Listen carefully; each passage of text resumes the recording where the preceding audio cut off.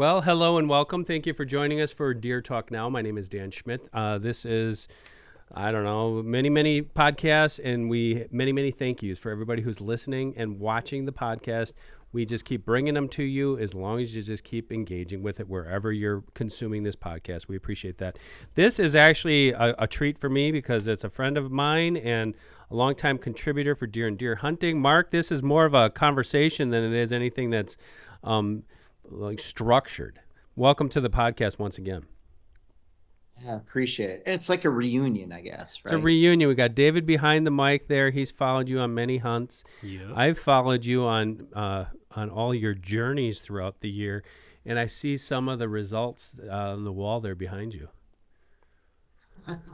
That's all with the help of Tylenol, and then soon to be, I'm going to be going to rehab for most of it. But some impressive specimens. I'm not going to ask you to name them all, but my goodness, some elk and whitetails that are everybody's dream. I always feel blessed. I mean, I live in a good area, and I've lived in South Dakota. Now I've lived half my life roughly in Wyoming, and I get to hunt a lot of different species right out my back door. This morning I went chasing turkeys for just a little bit. Oh, so did you hear it started anything? pouring rain. Oh yeah, that's right. We got the I same did. thing. I heard I had two gobblers going on either end of the property I could hunt. They were both on properties I can't hunt, but this time of year, late in the season, they're starting to wander more. So I might go out this afternoon and keep my fingers crossed, looked around. So now you've got me motivated. I can get one more tag here. And it's been raining like crazy here yesterday and today, but you got me motivated. I think I'll be out there tomorrow morning. And right now they can get cranked up, but they can come in real quiet too. So you always got to be on your guard. They can just cruise in without uttering one gobble at all. They just walk in, but they'll be strutting. So. What are those Easterns? Or are they Merriams? This is all Merriams in here, and of course, like in so many areas, you just never know. There might be a hybrid, somebody's farm turkey that he ordered online in Pennsylvania. And he had his barnyard and went off and hooked up with one of the Merriams. But for the most part, they're nice white-tailed Merriams is what I see. So. Okay, I promise we're gonna talk about deer hunting here, but I have to ask you that. Turkeys are different than other critters, aren't they? And we're actually going to get to this in a minute about deer, so don't answer that about deer. But so Merriams and Easterns can interbreed? Yes? All the subspecies can, basically. Yeah. In fact, I just did an article and interviewed a biologist out in Montana about it. And the two subspecies that seem to interbreed a lot are Rios and Merriams because they kind of overlap. And game and fish agencies dropped Rios in a lot of areas, hoping that they would take, and then they dropped Merriams hoping they would take, and so you had that mixture going on. But Easterns can, they can be a hybrid with the Merriams too. There's a couple little spots in Montana where they got that clash going on, and the same eastern South Dakota coming out towards the Missouri River, you might get some Easterns that hook up with the Merriams, and then go south and you go from the Rios where they kind of edge up to the Easterns along the Kansas-Missouri border in there. So isn't that fascinating?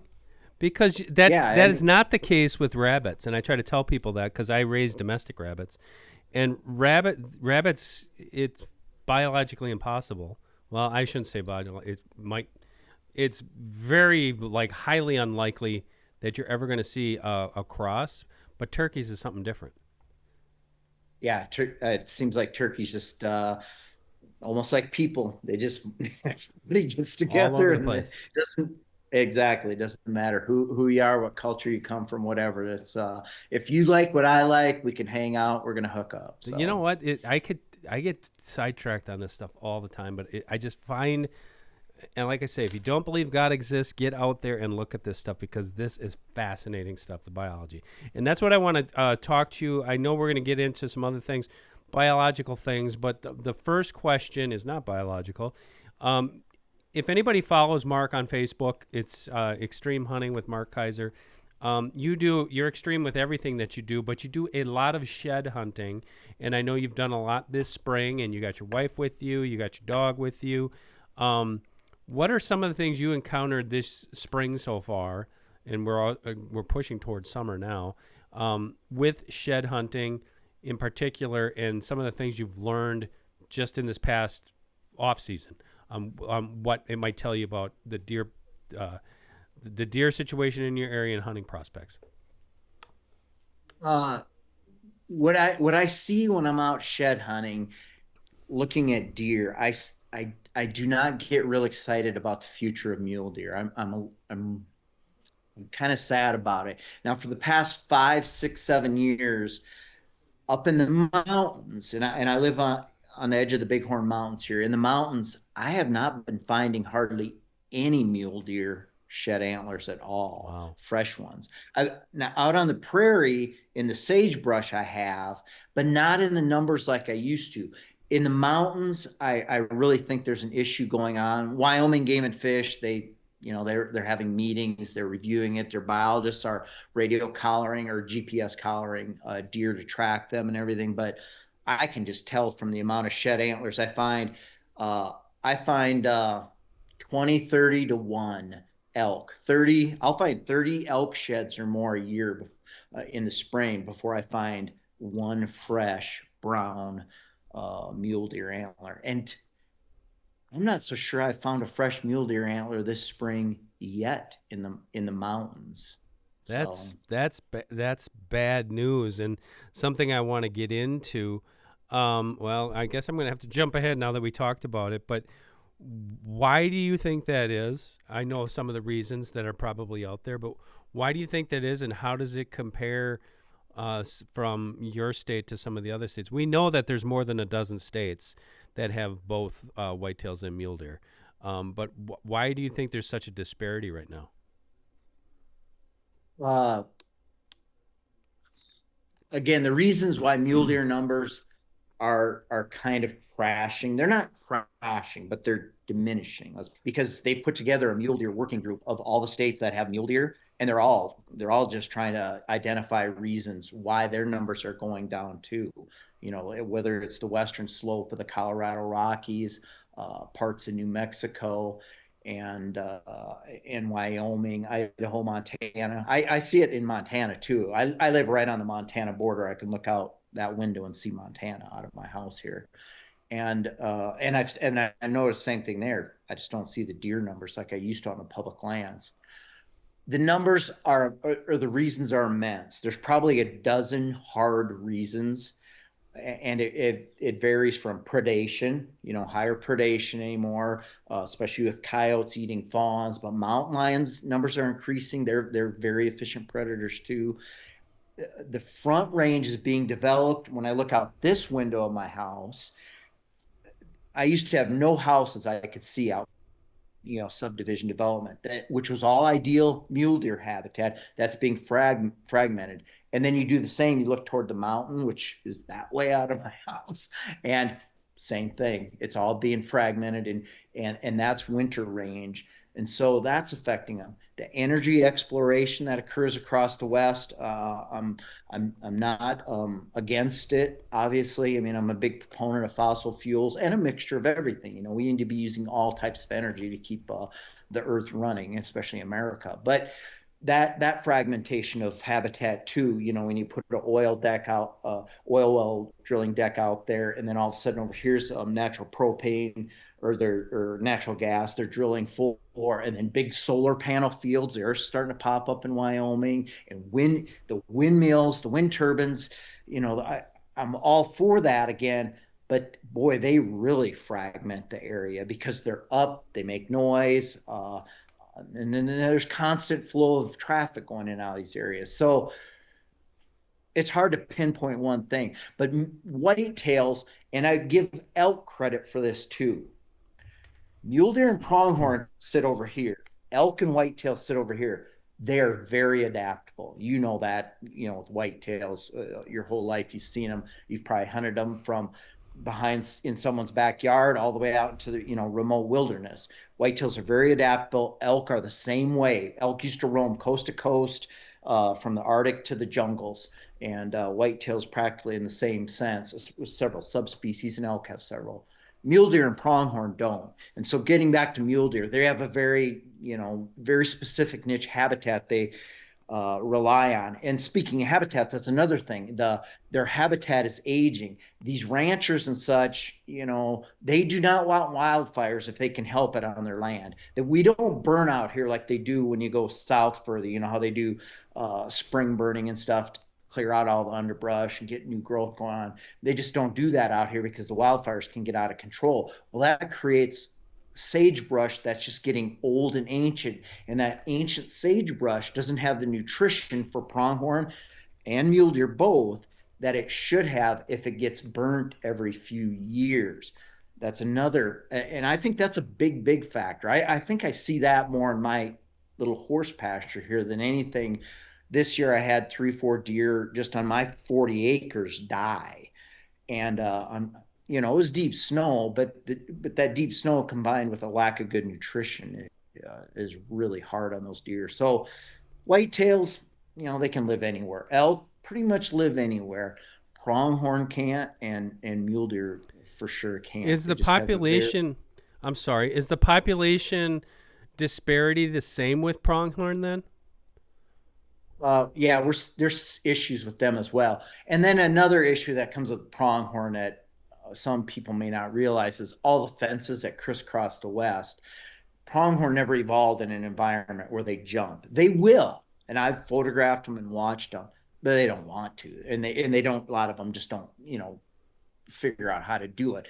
They go under fences, but so many fences are fence tight and not wildlife friendly, and that's changing. As new fencing information comes out and fencing etiquette is being used. But again, they can't migrate then in a hard winter. They can't just go. I mean, they would up and go 50, 100 miles. There's a lot of migration routes from Wyoming where the antelope, easily go 50, 60, 70 miles, if not well over 100 and some miles. And that makes it just harder. In those harder winters, they hit a fence, they hit another fence, and before they're worn out and it's deep snow and they just can't go anywhere and they die right there. Wow, that's amazing. I did know that, whitetails have supplanted mule. There's a competition between the two species, and that whitetails will, they say, quote unquote, push mule deer out of their native habitat, probably for a lot of those reasons that you mentioned. Is it as simple as that, as aggression on the whitetails' part for pushing the deer out, or is it more of a it's becoming more whitetail friendly, therefore whitetails are coming in and mule deer are just kind of left to fend for themselves somewhere else? Again, I think it's a combination. When I see mule deer and whitetail bucks, especially in the rut, face off where they come into the same little space, it does seem like a mature whitetail will be a little more aggressive toward a mature mule deer. When it's adolescence, it's almost an even Steven deal. It seems like they just who's ever the tougher guy there. But it's the older deer. It seems like a whitetail has more of a push there. But then you have, yes, the whole factor of habitat and the greening up of the West, green spaces, and that phenomena is why whitetails may eventually make it to Alaska. These green ribbons of highways and greenways, the road ditches and stuff, and the openings occurring all the way through the Northwest Territory and going up. I've been on the border of Alberta and the Northwest Territories, seen whitetails. There wasn't even a question. They were just there already, and so they're making their way further. The West is becoming, as they farm it, again, more of these subdivisions that green up, hayfields and everything. It makes it more whitetail friendly for expansion of the whitetails, and again, then you throw in the aging of the sagebrush community for the mule deer, which basically what they rely on for their winter browse. It's not good news. Do the whitetails actually push the mule deer out? I really haven't read much research on that. I have read research on the mule deer elk thing, and the biologists have said that they don't believe that's there, that the elk aren't literally pushing the mule deer out. Again, it's all these other factors that are making the mule deer numbers go down. But I mean, There definitely could be. I just don't know if there's hard evidence yet there that the whitetails are actually, just pushing mule deer That's out. I think it's. Go ahead. Go ahead. Sorry. That's fascinating. So if you have a crystal ball, and I think I can kind of guess here, but what is the state of the state in, 20, 30, 40, 50 years from now? I think mule deer. I don't know if there's a way to turn around mule deer Wow. numbers. To be honest, I Wow. think it's just going to be a slow. And then I guess I didn't even throw in CWD. Right. That's Wyoming is ground zero for CWD, and again, there's a lot of data there that says that's occurring as well in the wild, killing off some, and they've done the numbers on that where they've manipulate or aggregated it out into the future and everything, and it's not looking good. So no, I think mule deer. I think mule deer numbers are not going to be good in 40 or 50 That's years that's unless something depressing. very drastic changes. That's depressing. What about do you think it's just going to be eventually be and not to be gloomy, but 50 years from now, if you're living in, Wyoming, Montana, Idaho, even parts of Texas and even Oklahoma where they have is it just going to be whitetails and that's it that you're going to be able to hunt? Well, I think the mule deer will be here, and but I just don't think the numbers again. And I think they're going to be. What I see is, and this goes into a whole other debate and issue. But what I see is that on public lands, especially, you don't see them as much. On private lands, like the ranch that borders me to the north here, I do see fairly good numbers. I don't see great numbers of mature deer, but they outfit on it, so they're picking those deer off every fall. But because of the way land is being managed across America, and again, this goes into another issue, the private land, private wildlife management that people are putting in tons of dollars onto these farms, ranches, et cetera, across the country, then they shut it down to the public because they've invested all this money into food plots, into hay management, whatever for the deer, elk, antelope, whatever. Then they just don't allow the public on, and so the public lands then are picking up more and more hunters, and then the hunting pressure increases, and not only does it push some of those animals out on the private land, they're just taking more animals off these public parcels. So I see that as a factor. On the good side, on the positive side, but there's issues there too. But elk numbers are high across the West. So if you want to elk hunt and maybe can afford a guided elk hunt, sometime in your future, you got a good chance of killing a nice elk. Public land hunting, that's changing for elk too. And again, that's a whole nother deal. But yeah, I don't think it's a great future ahead for mule deer. I don't see it yet. I don't see like, oh, this is the magic answer to everything.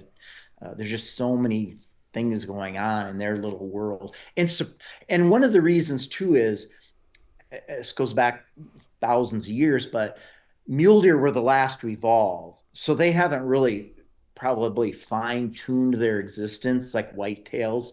Whitetails have been around much longer than mule deer. Mule deer are the last in the chain. It was whitetails and blacktails kind of coming together and hooking up, and boom, then come out the mule deer. And so Wow, that could have a lot we could to go get with. geeky on this. I finally found somebody who's as fascinated in this as I am. Because, correct me if I'm wrong, Mark, whitetails came up from South America. Blacktails came down from Alaska. And it was it was like I can never say it, the Pliocene era. And when they met in the middle, and that's why you see all the subspecies. So if you see, they say, oh, they got the small deer in Florida, they got the big deer in Canada. Well, it's Bergman's law. The farther you are from the equator, you're either bigger or smaller. But that mule deer, basically, ground zero for that was in your area, in Montana, and basically they came down, which I find absolutely fascinating. Again, I will weave the Lord in here as many times as I can in a podcast. But if you see, like, this is how that worked. This is how it happened. So you had the best of both worlds. Blacktails weren't necessarily that big as far as a biological stature, but the body sizes, they're okay size, whatever. And then you had whitetails coming up. They were getting bigger because they were getting farther north. They had to be, and boom, you've got this mule deer, which is, I think, 12,000 years. I can't remember how far they date the mule deer back. That actually sounds about right. Yeah, And 12,000. if you guys really want to go down a rabbit hole, sometimes look into that. Deer Talk Now is brought to you by Wildlife Research Center and the new Golden Rope Scent Rope Kit. The kit comes with 4 ounces of Golden Rope Scent Concentrate, 3 cable ties, and 3 scent ropes made of proprietary fibers meant to absorb the maximum amount of scent. Simply saturate the rope in your scent of choice, hang it from a branch, and watch the trail cam photos come flying in. For more information, go to wildlife.com. But now, that leads to my next question. We talk about the biological differences in the animal, but then there are their diet differences. You talk about sagebrush range, but I know it's more than just that. What is the dietary differences between a mule deer and a whitetail? Winter is where it really varies. In the summer, I mean, whitetails and mule deer are both browsers. So spring, summer right now, anything's game basically. Any young tender shoot that has that palatability and edibility flavor that they like goes. They're just going everywhere. And then mule deer, same way with the whitetail. They will definitely hit hay fields, alfalfa fields, and such, especially after the first cutting and second cuttings. When you get that little growth, and there's other forbs and stuff mixed in there that the average person just doesn't realize what's underneath the actual hay crop and stuff in there. But then it gets to the same aspect in the winter, where mule deer in the West tend to move to more of a Western type species for browsing. And 2 things in my area they use. One, obviously the sagebrush. They nibble on that, and I watch them every morning out in my backyard in the deep snow. They're just nibbling away at those tops and stuff. But yeah, on the mountain slopes here, we have a species called mountain mahogany. I don't know if you've ever been around that, but they rely on that, and even the elk will go to that when the snow is deep. Elk are grazers by choice or by, again, evolution, but even the elk will move into that. And the reason I know this is because I pick up a lot of shed antlers in that mahogany, and it's deep. It's, some of it's over my head, a lot of it's waist deep, and you weave in through there, so you can tell that, you can see the tracks. I watch, the deer and elk in there, but so that's where they really start to separate, I think, in winter and going into early spring as far as dietary changes. Other than that, I see them, browsing side by side all summer long on these hay fields around here and such. And some areas don't have hay fields, so then it's obviously just going to that native browse. That's their preferred flavor that they like in their area. What about let's fast forward now in rut behavior. One thing I noticed in Nebraska, especially, which has surprisingly some very nice mule deer in certain areas, but in that area where I hunt, it's north central Nebraska, almost all the way up to the top, you see invariably when you get to November, you will see mule deer bucks that landowner has never ever seen. Now we get that with whitetails, during the rut, their home range expands. But what is the that home range area for a mule deer buck in November as opposed to a whitetail buck in November in some of those areas where you're hunting?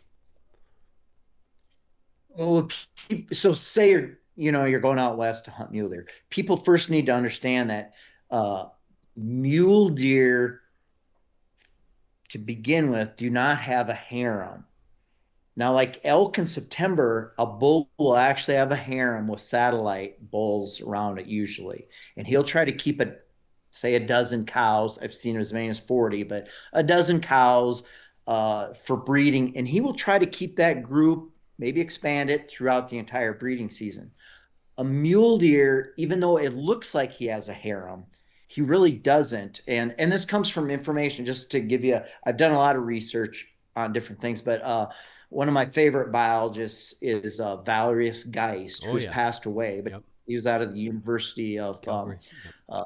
uh, Alberta and Calgary. Yep. Yep. And very, I mean, I just really liked his stuff and really thought he was on top stuff.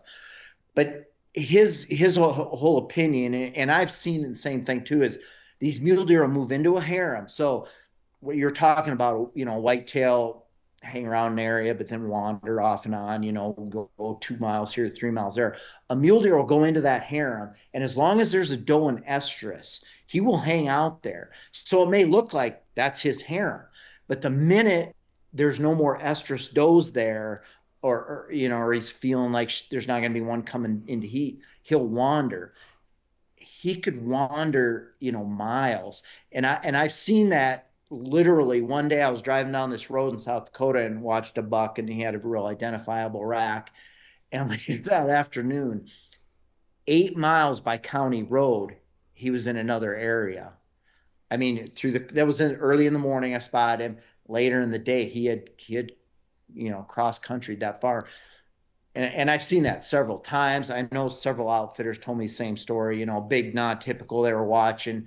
All of a sudden, he got killed 12 miles away the next day or 2 days later. So don't think that just because that you find that mule deer there one day during the rut, he's going to be there the next day. If he's got an estrus doe, he'll stay there. If he senses there's going to be a couple coming in, he'll stay there. He may be there a week, but at the same time, if nothing's happening, he's trekking. He has no attachment to that group of does other than I want one to breed. That's his only attachment. So there's very varying differences there. And whitetails, there's a whitetails vary on their travel too. Our Great Plains whitetails and Western whitetails, they can tend to go a long ways, up and down these creek bottom stuff looking for a doe. Where a whitetail in Illinois, if he's got a good bunch of does, food plots and stuff, he may stay in that square mile most of the rut, but just do little forays out, mile, 2, 3 away, and then 2 days later come back. So that was my next question is, so for the most part, are those whitetails where you're hunting? Because most of us are used to that latter example where you have a buck, you've tracked him for most of the fall, that buck, he's highly identifiable, and yeah, he might get killed 2-3 miles away, but for the most part, you have kind of a chance. Is that not the case for most of the whitetails out where you're at? Is it once November hits, all bets are off? no, I think they do keep that home territory thing. I just think when they make their runs, they make longer Bigger runs. routes. And and then same issue with mule deer. Say they make that long run and all of a sudden they land in just a plethora of does. There's just does everywhere. They may stay there the rest of the season in that new spot and not come back for a week or two. That's probably the odd situation, but that occurs.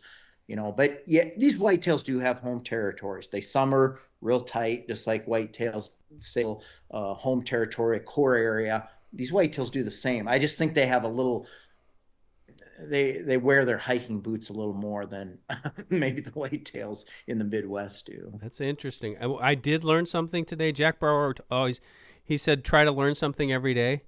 You taught me. I would have said there were harems with mule deer. I did not know that was the case with what you had just mentioned. That's very interesting. Let's switch to talk what we talked about at the start of this podcast, because it's another topic that I find fascinating. The hybrids we were talking about with turkeys and other things. I definitely know there are whitetail mule deer hybrids. Tell us about that. How does it work, and what what have you seen over the years in that regard?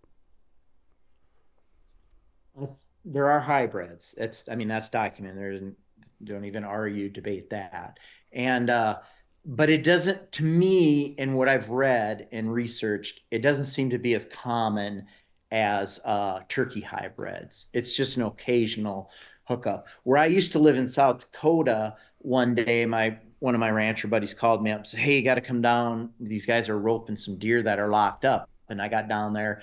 It was a mule deer and a whitetail buck had locked up their antlers. So there was that competition. And I think it's always just by chance occurrence that occurs, that there's no, a doe comes into heat and does willingly, and they go out and look for a buck when they're in heat if they don't have one around. I mean, they're on the hunt to get bred. They know that's, they have to get that done.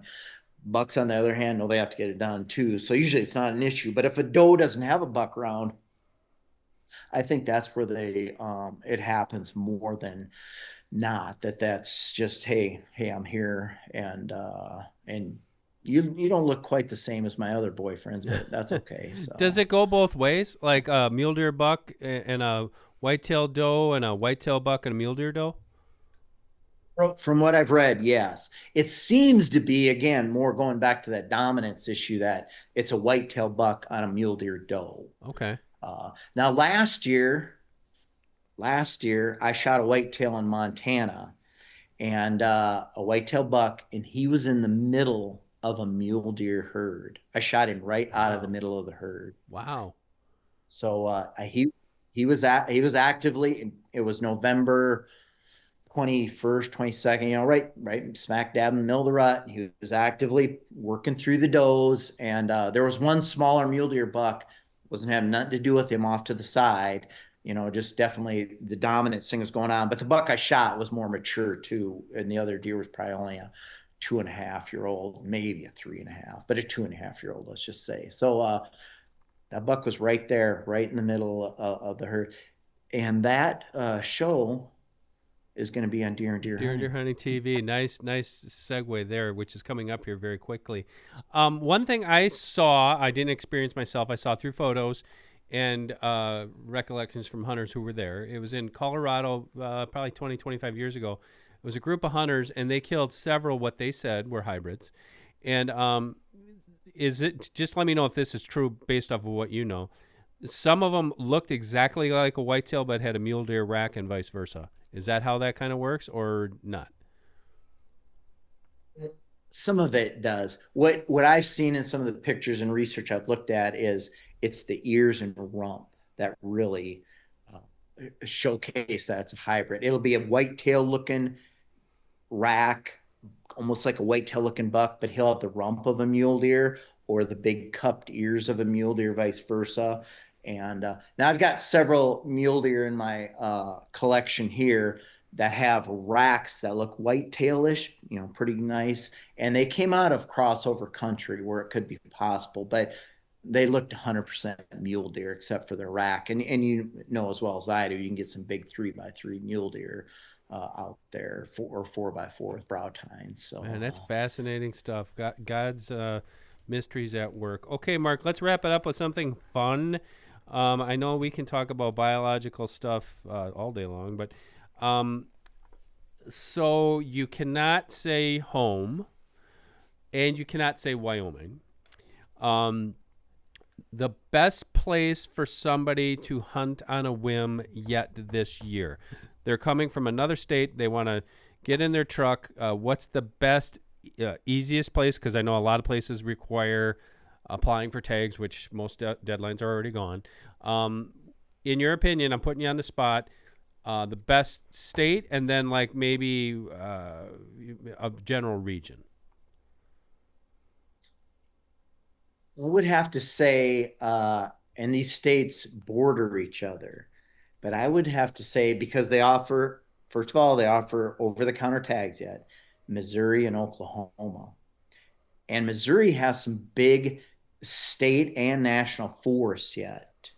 So I would give that as a plus. And Oklahoma doesn't have quite as much public land, say, example, for Wyoming or Montana or New Mexico, but it does have parcels all over the counter tags, traditional whitetail rut season, in November, and the seasons overlap there for the rut. So when you have archery season leads into, I think, both of them, and firearm season caps it out. So you can have either or if you want to get into the pre-rut, with a bow and arrow, or a firearm with raging rut going on. Those would be my two. And again, what you just said is very important.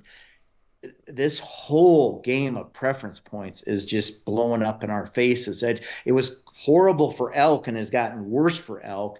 It's, deer hunting is getting the same way. Why is that? Wyoming has gotten insane with not only the applications but the price to go hunt a whitetail. MULE, yeah, It's yeah. unbelievable. And what are the state residents? Let me just ask you that. What's the thinking there? Because they pretty much hate the whitetails anyways. They want to create more opportunities for elk and mule deer, but you want to go get a tag in Wyoming, it's pushing $1,000. What it comes down to is demand. People are supply and demand, and people are willing to pay. There's no shortage of people willing to pay that. Montana just announced next door here that they're doing the same thing. They're raising their rates, and they had already done it as well. But their general hunting license are raising that now on non-residents. So, Utah, don't even try to price an elk tag in Utah. Terrible. I hunted there 2 years ago. Wonderful place, absolutely wonderful. It was like probably the only time in my life I'll be able to do that. Same thing. And if you want to hunt a trophy mule, forget about it. No way. And that goes back to that issue what I said about public lands. They're really being pounded anymore. And I have nothing against this capitalism, free enterprise, lease up land, purchase land, shut it off to other hunters. That's fine. But at some point in the future, just like mule deer numbers might go down, at some point in the future, hunter numbers might go down because, you can only go hunting so many times and have a bad experience and not get the reward of tagging a deer or tagging a turkey or shooting a cottontail, whatever, before you just give up. And then your Pittman Robertson dollars, your excise tax dollars start diminishing, and then we're on a slow slide to who's going to fund conservation. Yeah, I agree with you. Well, Mark, as always, it's been a pleasure having you on the podcast. Are you still... I know you are still putting out videos, but are you putting them mostly on social media, or do you have them on your website? Most of them are on Instagram and Facebook. Okay. Just look under Mark Kayser, public figure. Extreme Hunts. Yeah, it's some great stuff. And obviously, he is co-host with me on Deer and Deer Hunting TV, which is part of Saturday Night Deer Camp on Pursuit Channel coming up here when, David? That would be the first week of July. First week of July, brand new episodes of season 21, if you can believe that. Wow. It's a great honor that we have been able to keep doing that with our friends at Pursuit. And it's the 2-hour block on Saturday night, and then they have them everywhere else. Mark, thank you so much once again. Thank you for allowing me to be a guest. I appreciate it. And for working with you on deer and deer hunting. Absolutely. Okay, for Mark Kayser, I am Dan Schmidt. Thank you for joining us. All we ask you to do is like and subscribe. That's it. Check us out every Thursday for brand new episodes of this podcast, Deer Talk Now. The Deer Talk Now podcast is brought to you by Mossberg, Wildlife Research Center, Traditions Firearms, Outdoor Edge Knives, Hoyt Archery, and 10 Point Crossbows.